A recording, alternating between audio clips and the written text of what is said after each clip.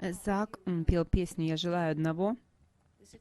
Мисти говорит, что она любит эту песню. Зак также лидер уже 3-4 года.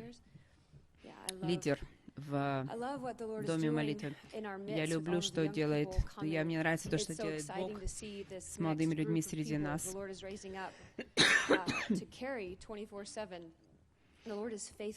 Бог верный, то, что Он продолжает то, что Он начал. Я хочу молиться. Господь, я молюсь, чтобы Ты пришел с духом откровения. Я молюсь, чтобы Ты пришел с Твоим светом, чтобы Ты взял наши слабые слова и пронзил наши сердца, и Ты дал нам возможность слышать Твой голос, чтобы Ты дал нам в течение 45 минут следующих, чтобы Ты дал нам уши, которые способны слушать, чтобы мы слышали небеса, и Ты пришел на эти слабые сосуды и прогремел громом в наши сердца о том, что есть в Твоем сердце. Аминь.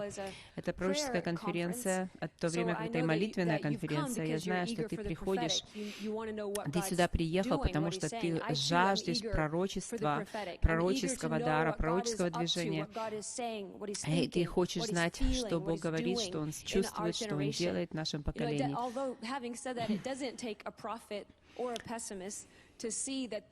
Не надо быть пророком или даже пессимистом, чтобы видеть, что мы в середине всемирного потрясения. Не надо быть пророком, чтобы увидеть это. Не надо пессимистом быть, который негативно смотрит на мир, чтобы видеть, что мы в начале великого потрясения, в начале того, что начинает делать Бог в конце времен. Это можешь использовать слово «суды Божии», которое приходит на мир. И причина этому, одна из причин — это грех человеческий, грех человека. И то потрясение, которое мы видим сегодня, это является результатом греха человеческого. Некоторые причины этих судов и потрясений — это ненависть врага, ненависть дьявола. В конце времен он особенно выражает свой грех, изливает свой гнев на человечество, творение Божье. И другие есть причины тому, что потрясение происходит. Это воздыхание нашей земли, это стенание всего творения. Есть много причин, почему есть это великое потрясение. Мы не можем упростить суд Божий. Но есть множество причин великого потрясения. Мы в начале этого великого потрясения, которое не остановится. В некоторых местах это остановится. Молитва может изменить потрясение в твоем месте, в твоей семье, в твоем городе. Будут находиться такие карманы милости в разных местах земли, где Господь будет останавливать суды через молитвы и ходатайства святых. Но Иисус сам, как человек, и не только как человек, но как Иисус, как Творец, который восседает над кругом земли, Его имя святое. Он смотрит на творение, на нации, как на капля в ведре, и Он берет океаны, и Он их держит в ладони. Целые галактики. Какие великие галактики, но Он их как занавеску сворачивает. Вот такой великий наш Бог. И Он держит под контролем всю Вселенную. Земля, она очень маленькая. Она маленькая, с камушек среди галактик. Такая маленькая наша Земля. Ты представляешь, какая маленькая наша Земля? какие маленькие мы, и как мы полностью зависимы об Иисусе.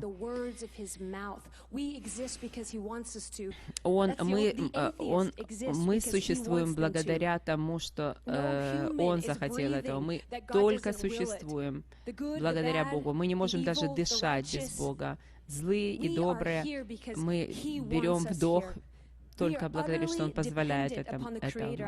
Мы полностью зависим от Творца. Он хочет открыть себя, Он хочет стать известным нам. Он хочет открыть себя как наш царь, как наш жених и как наш судья. Он наш Творец. Если Он Творец, у Него есть все чертежи. Он горшечник, а мы глина. Мы не можем сказать, глина не может сказать горшечнику, нам не нравится, что ты делаешь, нам не нравится, как ты нас сделал. И там во втором псалме написано, что нации против него злятся и восстают против него. Но это глупо. Это глупо, потому что он сам возьмет, как маленький камушек, эту землю и потрясет ее. И все, что может быть потрясено, будет потрясено. И те вещи, которые строились на скале, которая есть оно устоит, но все остальное будет потрясено. Мы верим, что мы в начале этого потрясения. Может быть, сезоны разные, спокойствие, пару, может быть, лет полного спокойствия, но все равно оно уйдет. Это мы в начале великого потрясения. Почему? Почему Иисус потрясает землю? Это вопрос. Почему Иисус потрясает землю? Почему это выглядит очень зло, жестоко? Разве Он не Бог любви? Моя мысль, мое мнение, какой Бог любви будет позволять нечестивцам доминировать над праведными, над бедными? Какой Бог любви, вечной любви, может позволять несправедливости на земле? Любовь, она остановит это нечестие. Только благодаря Его милости и терпению Он долготерпит и ждет их, благодаря своему долготерпению и любви. Но Он не будет терпеть глобально, постоянно этого. Бог милости и сострадания не позволит это человеческое рабство. Вы знаете, что сегодня есть человеческое рабство, человеческая проституция и рабство, порабощение людей сегодня на земле. Это очень развито. Какой Бог любви? Этого мы позволим продолжаться и продолжаться и продолжаться. Какой Бог любви может заблуждению о Нем самом продолжаться? Например, одно из заблуждений говорит, что все пути приведут к Богу. Нет, пути приведут в ад. Какой Бог любви может продолжать, позволять, чтобы люди жили в этом заблуждении? Нет, Он создал нас по своему желанию, для своего удовольствия. Судья, истинный судья, Он судит, Он действительно оценивает, Он великий оцениватель. Он приходит, чтобы оценить тебя как индивида, и также Он оценивает правительство, власти. И Он скажет, что зло, оно будет остановлено, нечестие будет остановлено. Тот, кто ходит с Ним, для того Божьи суды благо. Тот, кто ходит с Богом, для него Божьи суды благословения. Давид говорил, что он любит Его суды. Даже в нашей слабости, в наших падениях иногда, когда мы желаем быть праведными, мы соглашаемся с Его праведностью. Мы не должны бояться Его суду. Он придет, и Он все это перевернет. Он будет судить. В 36-м псалме, 3 и 4 стихе, Отец говорит Сыну Иисусу, и прежде чем, как Он посылает Его для второго возвращения на землю, я предлагаю вам пойти в 36-й псалом. Это чудесный псалом, мы знаем из-за книги Евреев. Там говорит Отец к Сыну. 3-4 стих. Отец, Он говорит, «Ты лучше сынов человеческих». Он говорит о красоте Его Сына. И потом Он говорит, обвяжись своим мечом и есть славно.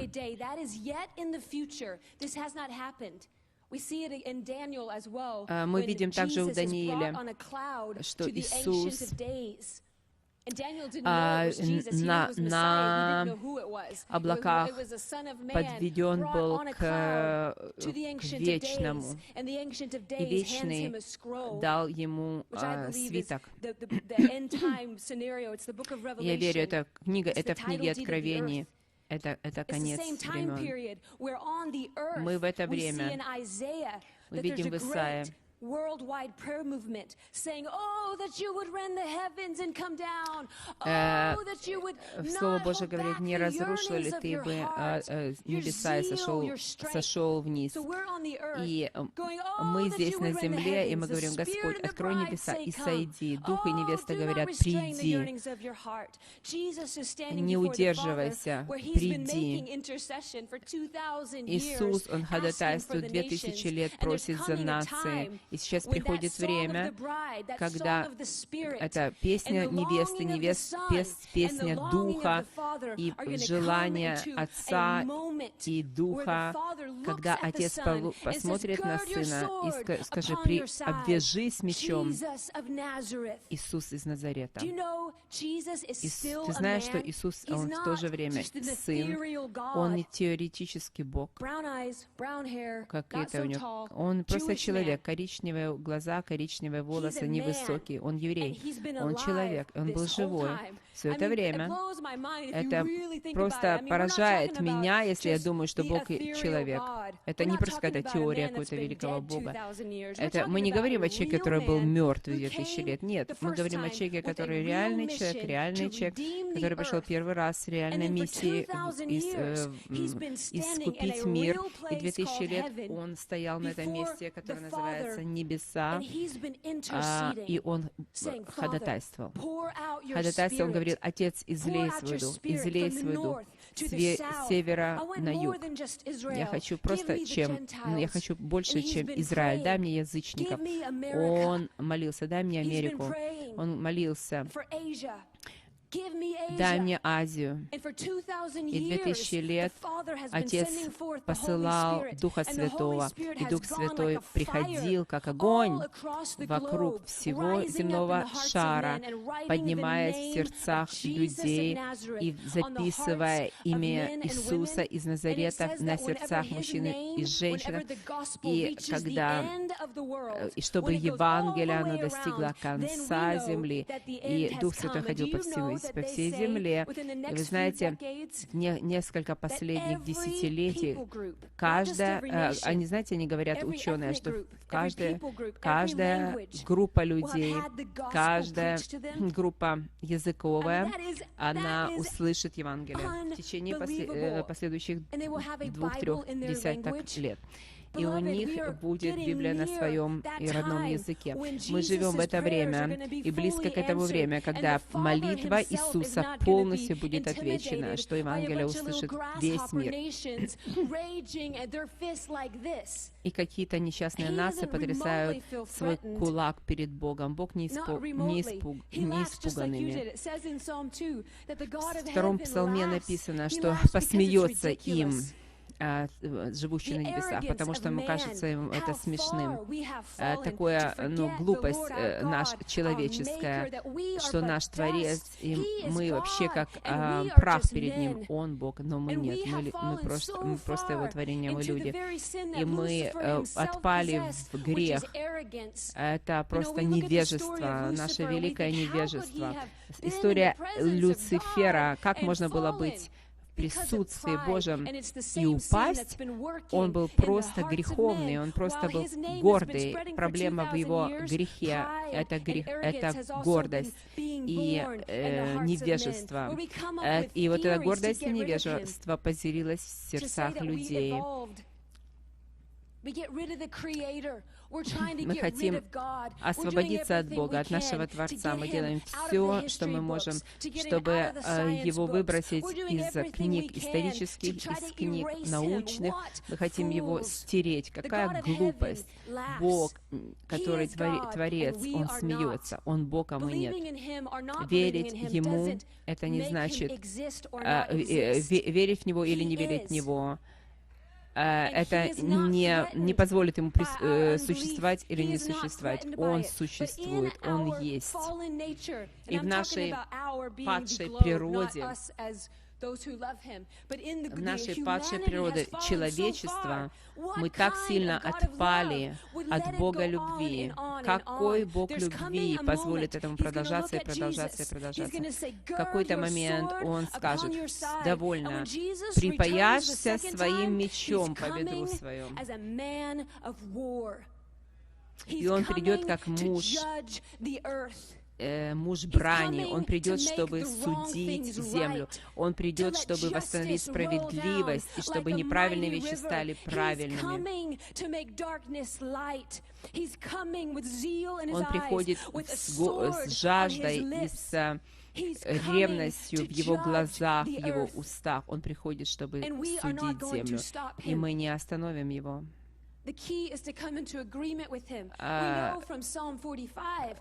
Наш ключ — это прийти в согласие с Ним, и ради истины, смирения и правды Он это придет. Если ты любишь праведность, если любишь истину и смирение, ты не будешь посрамлен в Его судах, но ты будешь в центре Его огня, любви, и ты будешь партнером в Его работе, в Его деятельности. Я не говорю о тебе конкретно, я говорю о всем мире. Гнев сатаны мы отвергаем. Мы боремся за праведность.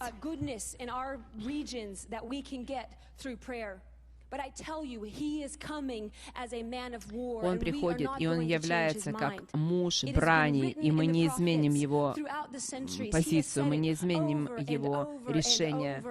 И Он это говорил вновь и вновь в истории, что Он приходит. И в Старом Завете, в Ветхом Завете, они думали, что они придут, когда Он первый раз пришел, они думали, что Он пришел, чтобы воевать, чтобы восесть на престол. И они ошиблись. Они смотрели на Него, и они ждали Мессию Израилева для войны, что Он придет воинствовать и восесть на троне и царствовать на земле. Но Он не изменился. Сейчас Он явится, чтобы воинствовать. Он является, Он приходит как царь. Он приходит также как судья. Невежество народов гневается на Него, и причина этому — это гордость народов. Я знаю, что каждый, кто хочет быть спасен, он может быть спасен. И вы знаете, для этого нужно смириться. Вы знаете, что каждый человек на земле может быть смиренным. Тебе не нужно много иметь талантов, ты не должен быть богатый или красивый. Нет, нужно просто смириться каждому и попросить Его помочь. Бог не отвергнет никого.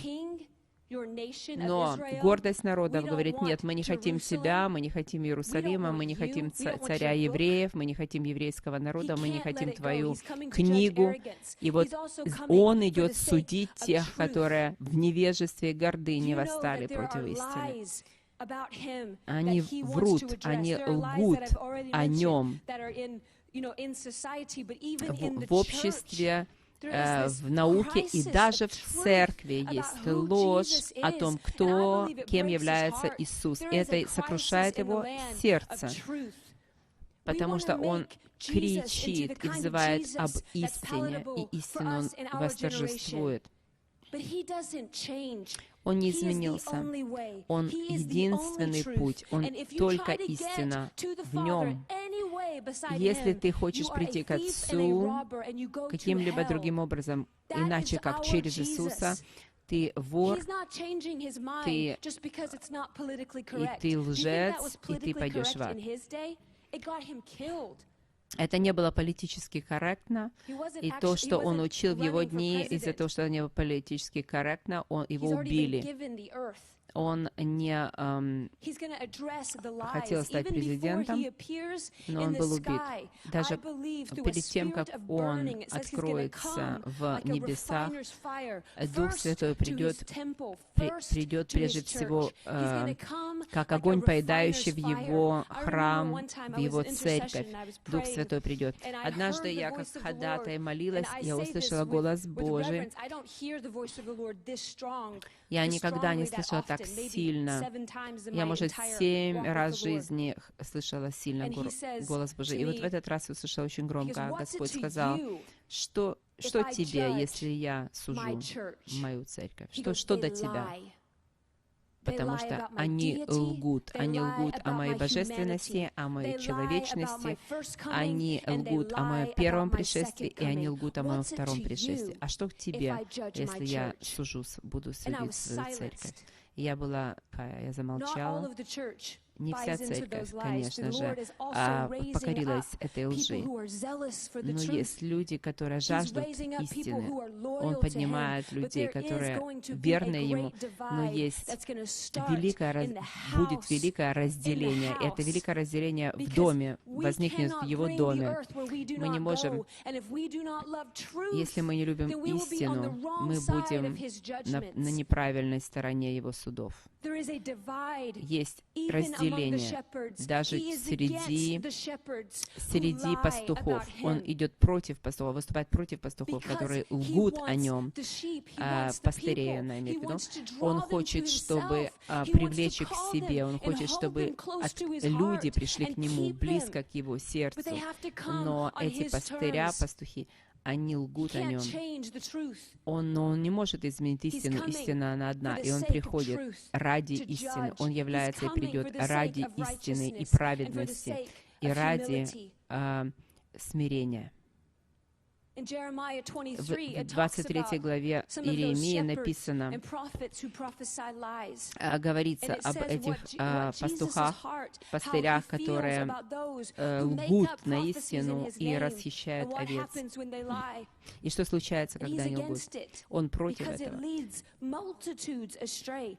Они ведут десятки, сотни, тысяч.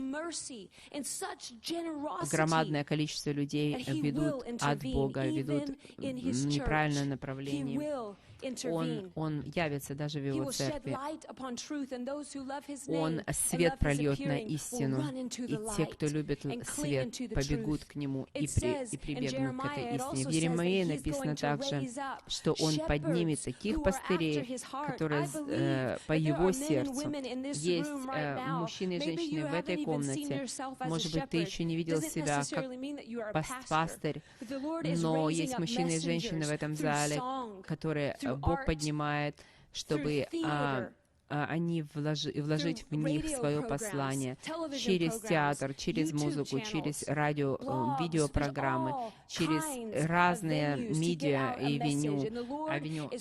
Он поднимает поклонников, посланников, и он называет их своими друзьями, и он смотрит через все нации. Кто устоит в моем суде, кто устоит в моем совете? Я даю тебе транскрипцию моей души. Я не тихий, я не молчу. Возьми книгу, написано в Иеремии. Обозначь это, съешь этот свиток, войди в его слово, поглоти его свиток, ешь его свиток. Прими его слово, прими его истину. Скажи: Господь, я хочу слышать Твой голос. Дух Святой, говори мне. Это требует немного поста и много молитвы. Это требует чуть-чуть поста, но много молитвы. Его план, он не упадет. Его план, он не разрушен будет. Он состоится. Он не разрушен будет. Его план состоится. Среди этого великого потрясения и конфликта между истиной и ложью, среди этого великого шторма, среди всего этого Он поднимет светильники горящие и светящие, которые будут нести огонь Бога, самого Бога. Дух Святой дается в наши сердца как помощь. И тот, который ведет нас в истину, это не трудно. Он дает все, что нам нужно. Он дает нам Духа, Он дает нам Библию. Это просто требует немного времени. Съесть этот свиток, съесть эту книгу, смотреть на него, искать его, чтобы он помог нам бежать к нему, но не от него. Если мы это делаем на протяжении десятилетий, мы станем светильниками горящими и светящими. И эти светильники, они горят изнутри. Это не значит, что ты просто такая личность эмоциональная, эксцентричная. Нет. Быть в огне, этот огонь горит внутри, потому что вы прикоснулись к Богу. Вы прикоснулись к чему-то, что передается свыше. Вас могут гнать, вас могут бить, вас могут поместить в тюрьму, но они не могут этот огонь заглушить внутри вас. Бог хочет поднять таких мужчин и женщин, которые не от этого мира. Ты не от этого мира. Ты миссионер. Ты посланник другого дня, другого царства. Ты не от этого мира. Он хочет поднять в тебе эту лампу, этот светильник горящий, свечащий. И твоя жизнь будет кричать: изменения, изменения. Я не хочу говорить и пророчествовать, и проповедовать, и петь что-то. Я хочу быть сама этим посланием. Я хочу сама гореть. Бог будет поднимать такие лампы, горящие, светящие, среди потрясения, среди тьмы, свет среди тьмы, эти якори среди шторма. Его план, он не будет потрясен, изменен.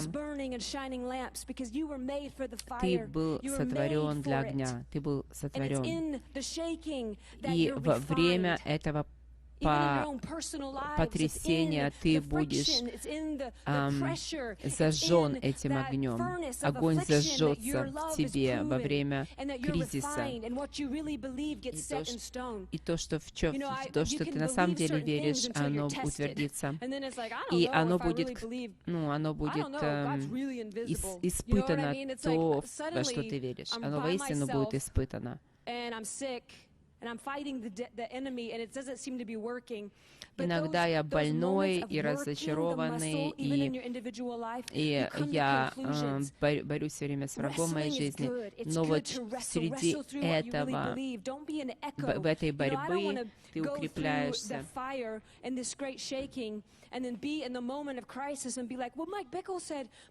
Я не могу говорить среди кризиса. Майкл Бикл сказал. Где эти мои записи? Что там Майкл Бикл сказал? Я не хочу быть таким во время кризиса. Нет, я хочу, чтобы внутри меня было слово, внутри меня есть послание. Я встретился лично с Богом. Не Майкл Бикл, но я лично встретился. Бог хочет. Бог хочет это сделать, Он собирается это сделать. И тот, кто хочет в этом участвовать, он может. Бог, Он очень щедрый. Ты не должен быть очень образованный, чтобы это иметь. Ты можешь быть богатый или бедный, это не имеет значения. Везде по всему миру. Каждый, кто хочет принять это послание внутрь, этот огонь, Он дает. Давайте обратимся в Исайя 24 глава. Исайя 24.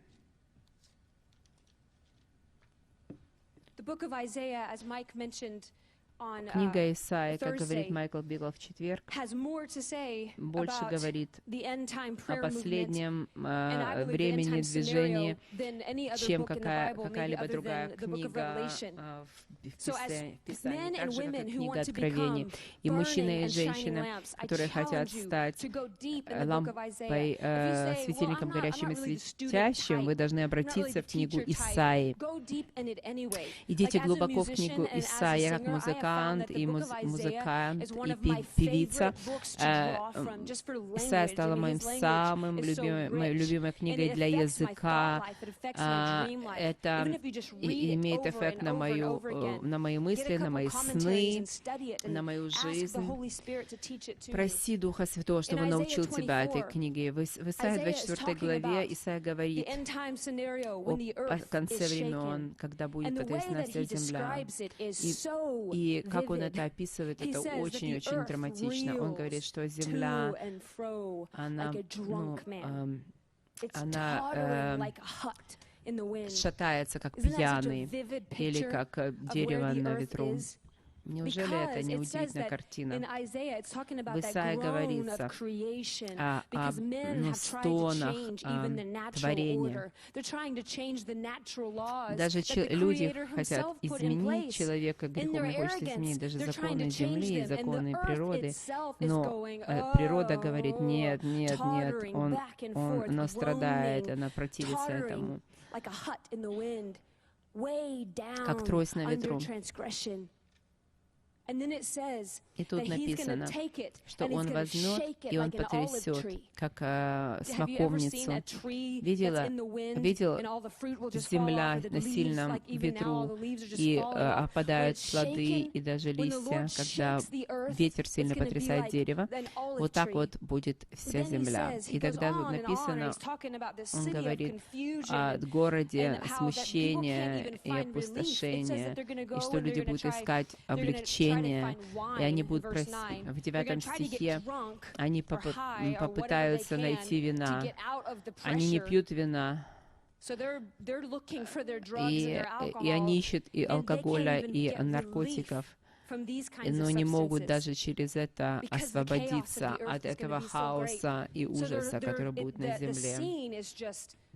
It's heavy. Like if you just read it, it's like, oh my goodness, is there any hope? Like really, is есть this ли what вообще you're going to do? какая-либо надежда для всех? И в 14 стихе написано, среди этого всего описание написано, они возвысят голос свой, восторжествуют в величии Господа, громко будут восклицать с моря. Итак, славьте Господа на востоке и на островах морских, имя Господа, Бога Израилева. От края земли, 16 стих, мы слышим песнь, слава праведному. Прямо среди великого потрясения, которое будет видеть земля когда-либо. Мы говорим о книге Откровения. Среди этого всего, по всему миру, Господь поднимает людей. песни. И не одна песня, это по ходатайству также. Он поднимает песнь, ходатайство. Майкл Дикл об этом говорит, и Аллан говорил об этом. Все вокруг земли. Даже острова будут петь, и острова будут петь, и побережья, и земли будут петь о величии Господа. Самое темное время истории человека будет такая компания людей, такое будет общество людей. Это не маленькое общество, это будет много, это будет большая ассамблея людей. И он побудет всю землю петь. Что они будут петь? Они будут петь славу Господу, величие восклицать Господа. Это будет такая песня, которая будет сильнее, чем которую мы когда-либо слышали. Будет о страхе Божьем, о величии Божьем. Я мечтаю дождаться того дня, когда страх Божий придет среди нашего поклонения. Это дух поклонения придет на нас. И наше даже дыхание будет остановлено благодаря Его Духу, который придет на нас. Это Дух музыкантов, поклонников. Он поднимется выше, чем когда-либо. Мы не можем даже представить, в каком духе мы будем петь. Славьте праведному, слава праведному. Они будут петь славе Господа, потому что они увидят что-то, потому что они пережили что-то. Потому что страх Божий, Он придет на нас, наполнит арену, наполнит их ночью, во сне или во время видения дня. И все, кто находится в одном помещении, они будут заключены в это величие Божие. И мы приходим ближе и ближе к этому дню Его явления. Наши сердца будут медитировать на страхе и на красоте. Мы будем сконцентрированы на Его страхе и на Его величии. Дух Святой поможет нам, Дух Святой наполнит наше поклонение, Дух наполнит наше ходатайство. Это не только для музыкантов, это также для ходатаев, когда вы будете молиться на микрофоне или просто сами, и Бог будет наполнять вас. Я просто коснулась иногда, еле-еле этим моментом еще, только касаюсь. Но когда приходит этот момент, ты говоришь, вау, это Бог, Бог есть. Ты чувствуешь, что Он прямо здесь перед тобой, и тебе не надо в вере достигать Его и желать Его любви, но Он приходит прямо, и ты чувствуешь, что Бог реально, Он показывает себя. Больше и больше в последнее время Он показывает себя, являет себя. Они поют величию Иисуса.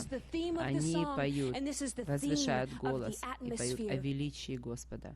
Эта атмосфера, это не просто мир видит этих музыкантов, но Бог хочет поднимать музыкантов и певцов, которые знают Слово, которые знают Его Дух, знают Его лично. Он хочет поднять людей, которые серьезно относятся к себе, потому что они знают, кто они, и они знают, который час они живут, и они призваны съесть этот свиток. Великие пророки в последнее время будут музыкантами и певцами. Не все, но будут Иезекиили и Даниилы с гитаром. Царь Давид тоже музыкант. Вы знаете, Он изольет свой дух на музыкантов и на певцов, на ходатаев, и вся арена будет наполнена славой Божией и страхом Божьим. Experiences that the Lord has given them on presence worship would be so strong, and in that Бог presence дает уже worship will be такие переживания healing, Его blind eyes славы, will но это open, придет больше sick people will силы. be healed, even dead people will be raised, Будут but it's all чудеса, about больные creating будут the awe исцеляться, of мертвые будут God, because воскрешаться, Jesus wants to arrest the attention of the глаза globe. He's слепые not будут just shaking открываться, the но earth страх because he's Божий mad будет and got самым his feelings серьезным hurt.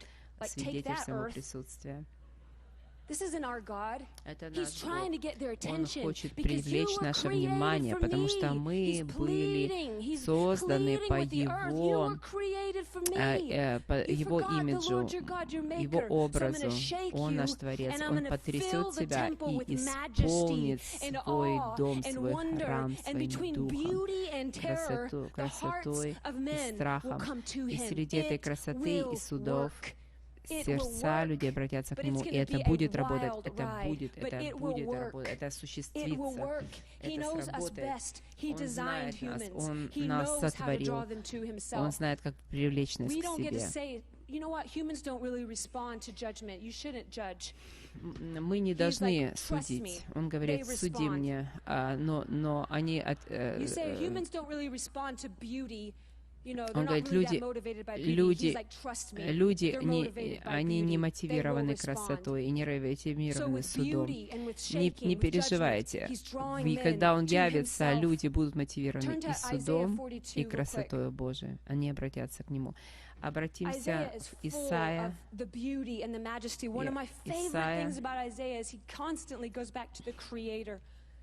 То ли 44, не помню. Исайя. 42. Еще раз я бросаю вам вызов. Обратитесь в книгу Исайя. Если вы пророческий человек, если вы музыкант, или вы просто дышите, если вы просто тот, который дышите, пожалуйста, Исайя и книга Откровения и песни песней, но особенно в это время Исайя. Обратитесь в книгу Исайя. Она захватит вас. 42 глава. Это тоже примерно то же самое, что в Исайя 24, 42, очень близко. Описывает Иисуса, Его первое пришествие. Он пришел, чтобы принести свет, спасение, но Он был тих. Он был тих, написано. С перспективы первое пришествие Христа было очень тихо, хотя Он сделал великое влияние на все человечество, но с перспективы небес это выглядело, как Он молчаливый был. У Него было только 12, а учеников и 200 в горнице после Его вознесения. Он не пришел в такой великой силе, как они ожидали, перевернул всю Иерусалим и всю страну. Нет. Он не пришел воевать, Он не пришел завоевать, Он пришел тихо. Он не пришел как революционер, Он пришел как агнец, послушный воле Отца. Он пришел, чтобы стать жертвенным агнцем, с жертвенной любовью. Он пришел в Иерусалим, но Он знал, что Он захватит все нации. Он пришел тихо. Он тихий. И в 9 стихе написано, вот, предсказанное прежде сбылось, и новое я возвещу. Это о первом. Предсказанное сбылось, это о первом приходе. И новое я возвещу. Я возвещу, что следующее. Вот до 9 стиха первое пришествие, а после 9 стиха второе пришествие, чтобы вы знали, что случится в следующем. В 10 стихе «Пойте Господу новую песнь, хвалу Ему от концов земли, вы, плавающие по морю, и все, наполняющие его острова, и живущие на них». Дальше пустыня, и наполняющие, так и далее. Говорится об исламских деревнях, даже тогда. И там же песня Иешуа, она будет звучать. Бог говорит, не волнуйся, это будет действовать. И так далее. Он ничего тут не пропускает.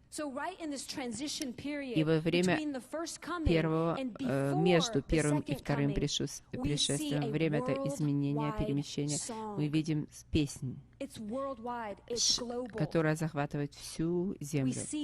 Мы видим эту песню, которая полна величия Его присутствия. И она они поют эту песню.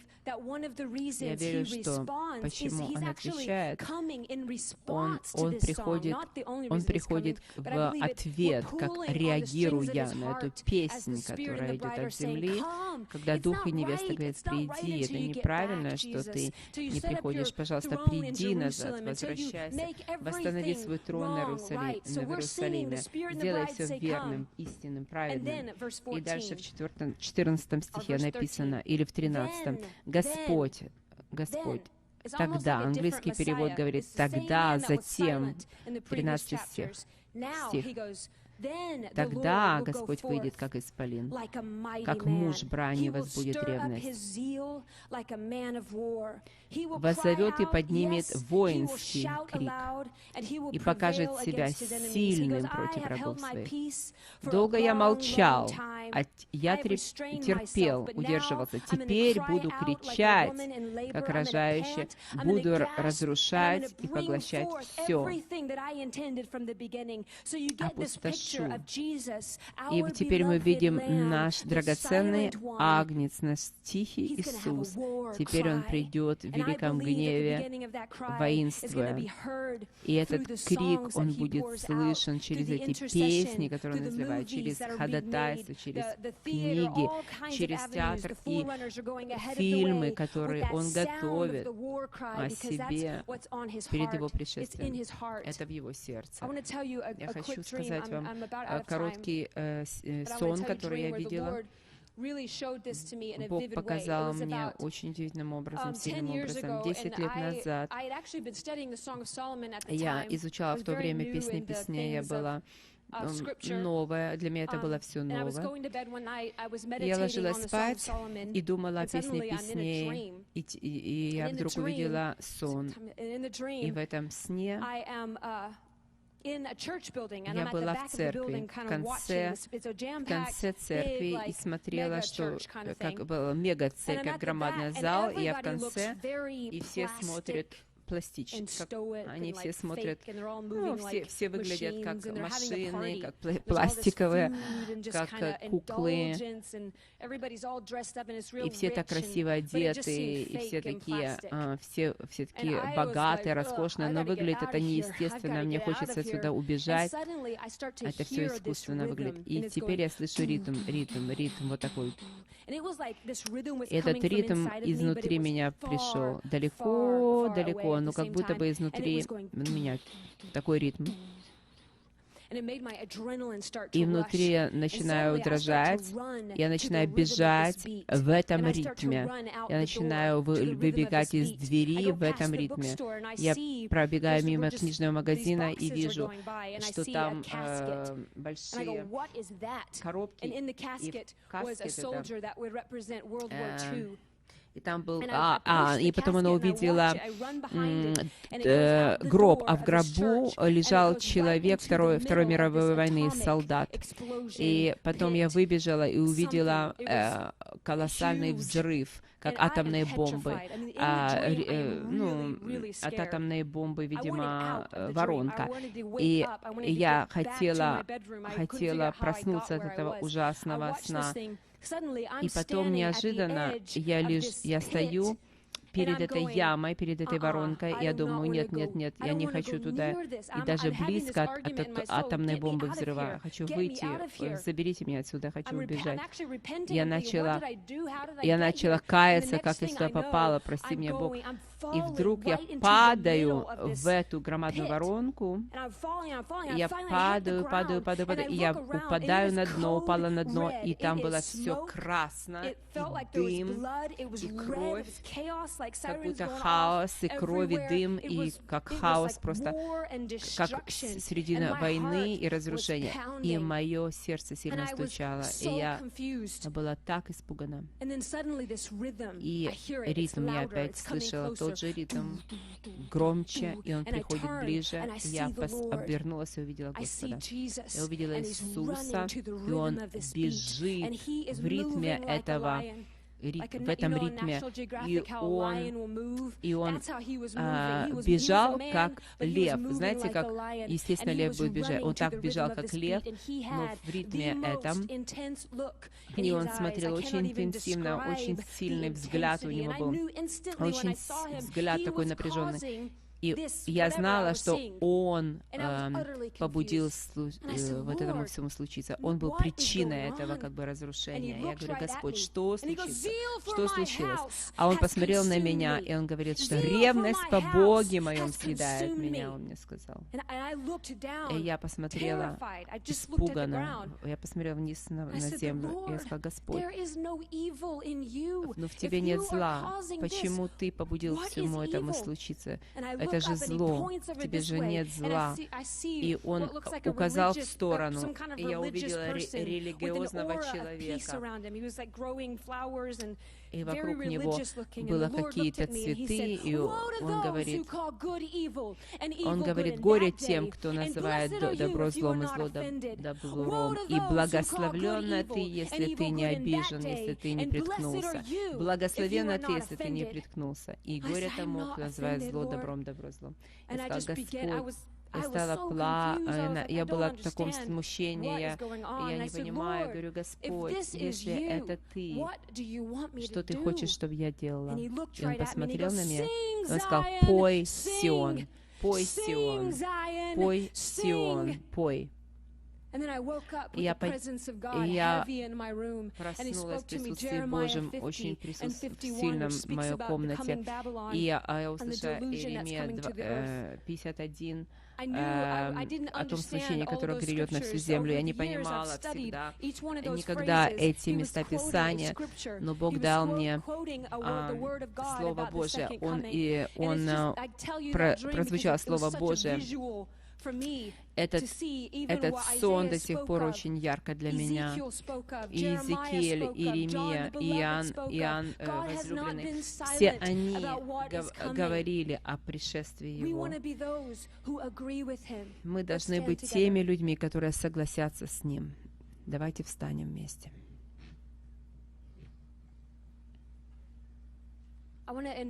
Я хочу пригласить две группы людей вперед.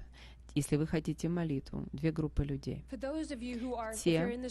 кто в этой комнате, и вы музыкант или певец, и ты хочешь прикоснуться к этому величию, и ты хочешь пережить больше Его страх и Его любовь, придите вперед, если вы музыкант или певец.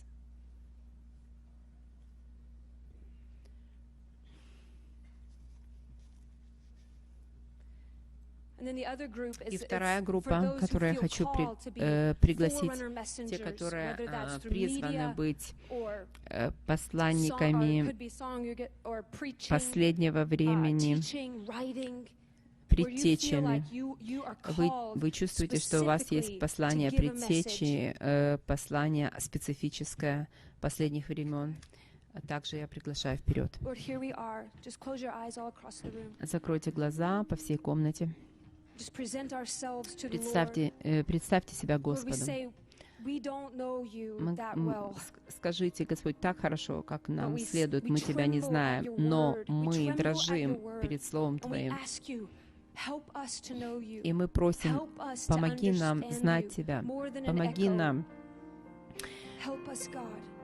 понять Тебя более, чем просто слышание какого-либо эхо. Помоги нам познать Тебя, Господь.